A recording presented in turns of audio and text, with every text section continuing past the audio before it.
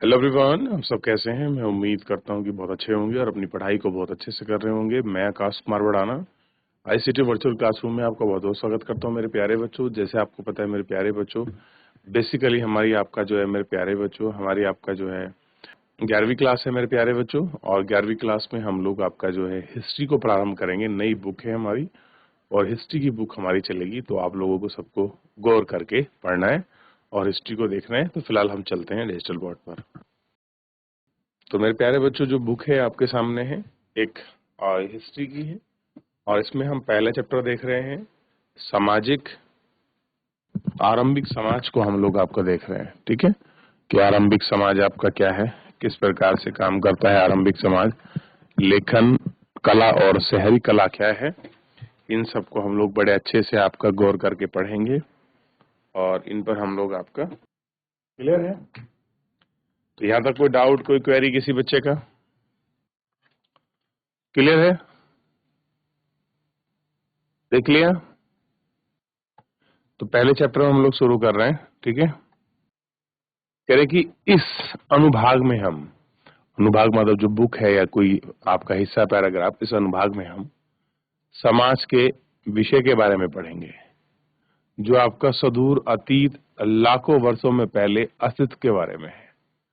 आपको आपके शिक्षक के बताएंगे कि सर्वप्रथम मानव प्राणियों का दुरुपयोग कैसे हुआ और पुरातत्व में इतिहास में इन चरणों के बारे में हड्डी और पत्थर के औजार के अवशेष की हम कैसे अध्ययन कर सकते हैं, कि भाई कैसे हड्डी बनी, कैसे अवशेष आए और इनका एक दूसरे का अध्ययन कैसे करते हैं। इन सब चीज के बारे में हम लोगों को देखना होगा। ठीक, अब आपने नाम सुना होगा पुरातात्विक विज्ञान। एक विज्ञान है पुरातात्विक विज्ञान, ने आरंभिक मानव के जीवन के बारे में पुनर्निर्माण का पर्याप्त किया है कि जो आरंभिक मानव था उसका जीवन कैसा रहा, उसने क्या क्या जीवन जिए, कैसा उसका पर्यटन रहा, इन सबको देखने का प्रयास किया। उन्होंने यह जानने की कोशिश की कि वे कैसे घर में रहते थे, वे पेड़ पौधों से उत्पन्न कंदमूल और बीज को इकट्ठा करके जानवरों का शिकार और भरण पोषण कैसे करते थे, तो किन तरीकों के अपने भाव से वो विचार व्यक्त किया करते थे। तो देखना है, आप भी पढ़ेंगे कि आदमी द्वारा आग और भाषा का प्रयोग कब कैसे शुरू हुआ। अंत में आप देखेंगे कि आज की दुनिया के जो लोग पेड़ पौधे विख्यात सामग्री अपना भरण पोषण करते हैं, क्या जीवन के अध्ययन के अतीत के बारे में जानकारी मिल सकती है? क्या कोई ऐसी जानकारी, कोई अतीत की चीजें जिन्हें हम देख सकते हैं, क्या ऐसा कुछ हमको मिल सकता है? तो ये सारी चीजें हैं कि अगर हम लोग कोशिश करें, हमारा पुरातत्व विभाग ये तो वो बता सकता है कि हमारे यहाँ से पुनः चीजें कैसे रही हैं, आज से 10 साल पहले क्या रहा, 15 साल पहले क्या रहा, 20 साल पहले क्या रहा, हम इसको देख सकते हैं।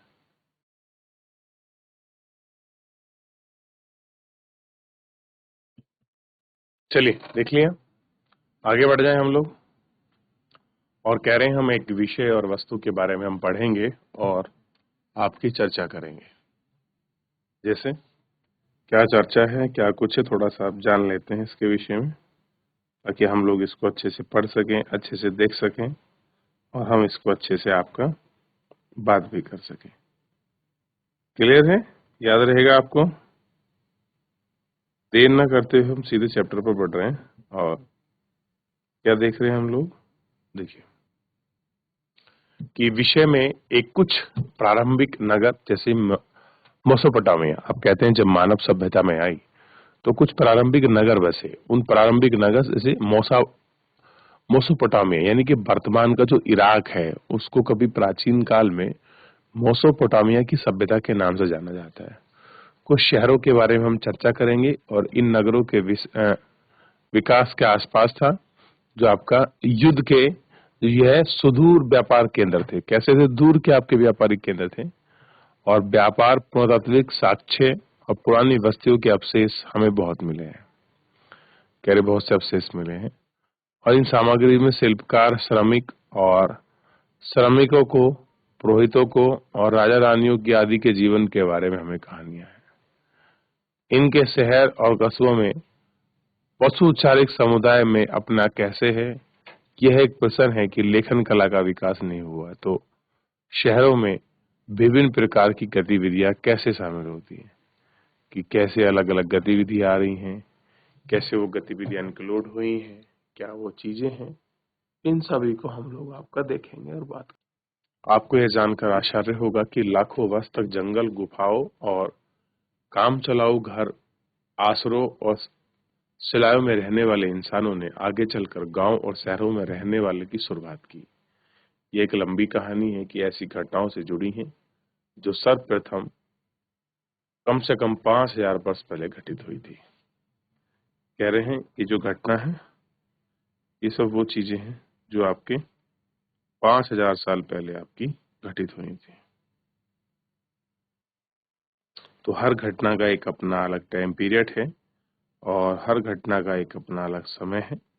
थोड़ा सा इन सब चीजों को हमको देखना होगा और हमको बात करना हो,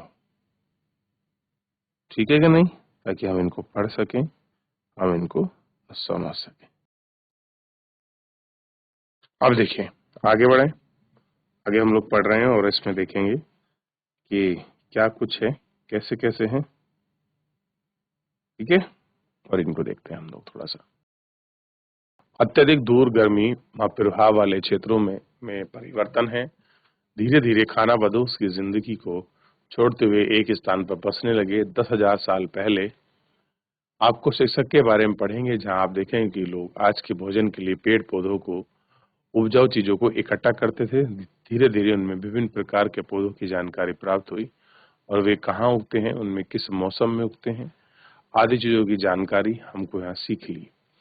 पश्चिमी एशिया में गेहूं, जो चना, मटर, कई तरह की दालें उगाई जाती थी और पूर्व और दक्षिण एशिया के बाजारों में धन की आसानी से उगाई जाती थी और इनमें बाजार में पैदा की जाती थी।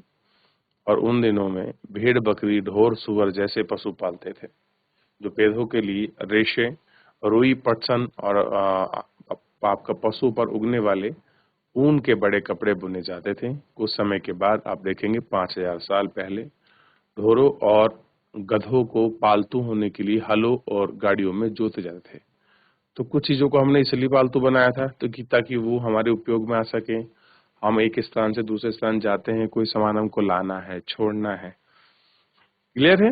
और कौन कौन सी फसल हम उगा रहे थे, किस किस प्रकार की फसल को हम उगाते थे, कहाँ कहाँ पर कौन कौन सी फसल उग रही थी, किस जानवर को हम क्यों पाल रहे थे, उसके पीछे की पूरी कहानी, एक पूरी बैकग्राउंड की हिस्ट्री है जो हम पढ़ रहे थे।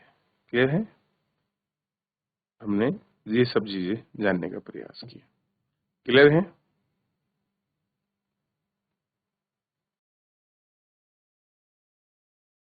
अब देखिए, इतना आपने देख लिया। कह रहे इस घटनाक्रम के फलस्वरूप अनेक परिवर्तन हुए जो लोगों को फसल उगाने लगे और साथ में बहुत सारी चीजें हुई जिनकी गंभीरता में हुई। फसल ना पक जाए इसलिए एक स्थान पर बसकर आम बात हो गई। कह रहे क्या हुआ, लोगों में परिवर्तन आए, घटना के रूप में चीजें बदली। उन्होंने कई लोगों ने फसल उगाई ताकि वो पक ना जाए, वो एक ही स्थान पर बस कर आम आम बात हो गई। कह रहे अपनी फसल को रोकने के लिए, कोई टूट ना जाए, बेकार ना हो जाए, उसको कंट्रोल करने के लिए ये सारी चीजें करना उन्होंने बड़ा आम समझ लिया, ठीक, ताकि फसल ना बेकार हो जाए।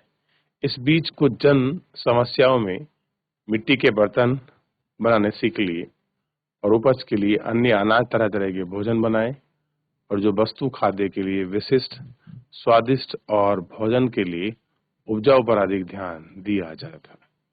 इन सारी चीजों को हमने आपको देख लिया। हो गया, आगे बढ़े। अब कह रहे हैं साथ ही हथियार और औजार के बने चीजों में भी बदलाव आया। हालांकि बनने की प्रक्रिया, चालू के तरीके, औजार के उपकरण, खिसाई की विस्पदाएं, चिकनाई, पॉलिश के किए जाने के उपकरण, जैसे नई फसल पिसाई, ये सारी चीजें हमें देखने लगी और बहुत सारी चीजों को हमने पढ़ लिया। कुछ इलाकों में आप लोग तांबा, टिन जैसी धातुओं के खनिज उपयोग के बारे में और कभी कभी उनके इकट्ठा होने के नीले रंग की वजह से उनका इस्तेमाल किया जाता था। आगे चलकर गहन और औजार बनने का रास्ता खुल गया और अन्य प्रकार की जानकारी बढ़ी, जिसमें लकड़ी, पत्ते, हीरे जवाहरात, धातुएं, सीपियां, ऑडिविशन यानी के ज्वालामुखी का पका हुआ लावा, और कुछ लोग स्वतः ही जमीन के बारे में जानकारी एक साथ जुड़ाने लगे और उनका प्रसार होने लगा। कैसा था? उनका प्रसार है वो होने लगा। एक प्रकार में व्यापार में वृद्धि होती तो कई प्रकार में गांव में विकास होता है। लोगों का आवागमन बढ़ता है और पुराने जमाने के समुदाय छोटे छोटे ठीक वश लगते हैं और जब शहर स्थापित होते हैं तो शहरों से होने वाले इन परिवर्तन को रफ्तार के अलावा इनकी दूरगामी परिमाण निकलते हैं और कुछ विद्वान इसे क्रांति कहकर पुकारते हैं।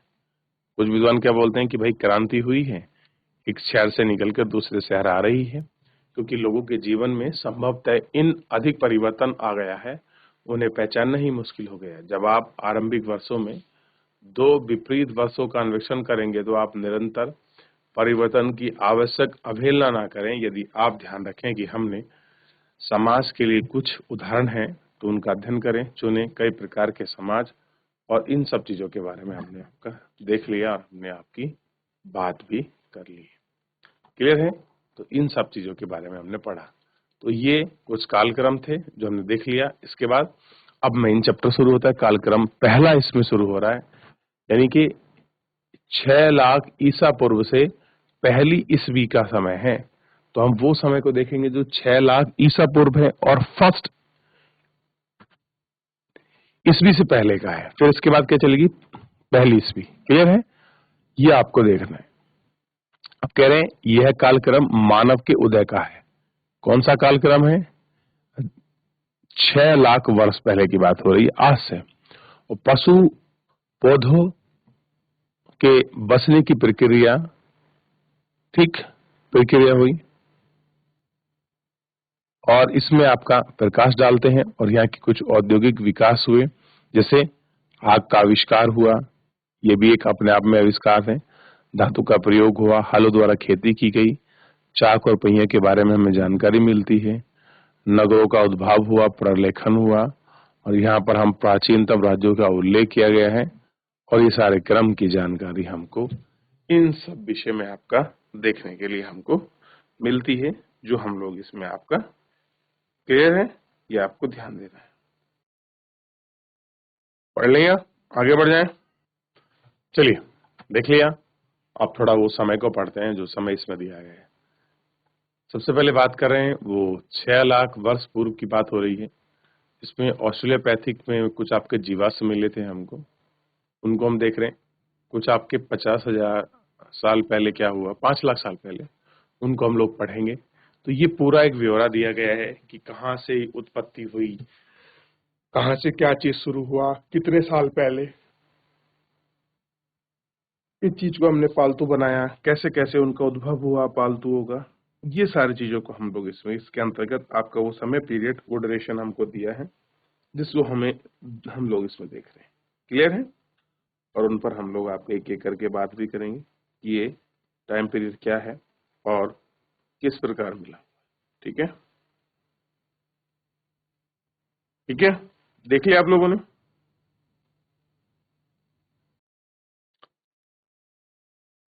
हो गया? अब देखिए, ये पूरा आपने पढ़ लिया, समझ लिया कहाँ कहाँ पर कितने सन हुआ। लोहे का जो प्रयोग है वो 800 से 700 जो आपके ईसा पूर्व है, सूडान में सबसे पहले हुआ। मिस्र का भी एग्जाम्पल हमको देखने के लिए मिल सकते हैं, मिल्स में भी हुआ। और 400 से 500 साल पहले फारस का मिस्र, जिसको हम एथेन कहते हैं यानी कि यूनान, यहाँ सबसे पहले प्रजातंत्र था। और इसी मिस्र का था सिकंदर, जिसको हम अलेक्जेंडर के नाम से स्थापना हुई 332 में। और मकदूनिया सिकंदर जो है, इसने बहुत सारे एशियाई भागों को आपका जीत लिया था। तो ये तिथि हमने वो पढ़ी जो मानव विकास की सभ्यता के साथ शुरुआत होती है। क्लियर है?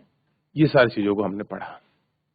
तो सबसे पहले कांच की बोतल का प्रयोग 1400 से 1500 ईसा पूर्व के बीच किया गया था। कहां पर? मिस्र में। ये आपको ध्यान देना चाहिए। क्लियर है? आगे बढ़े। अच्छा, कुछ आविष्कार हुए हैं जैसे एशिया और दक्षिण एशिया में। जैसे यहाँ पर अग्नि का जो आविष्कार हुआ है, चीन में बोलते हैं कि जो चीन में हुआ है।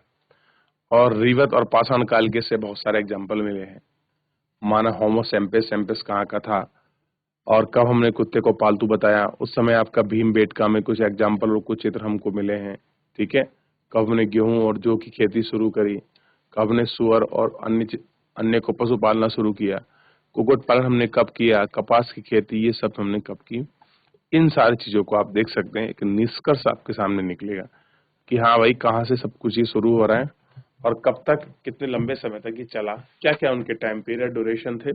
इसको हमें आपका देखने की, सीखने की जानकारी मिलेगी और हमको इसमें मदद भी मिलेगी।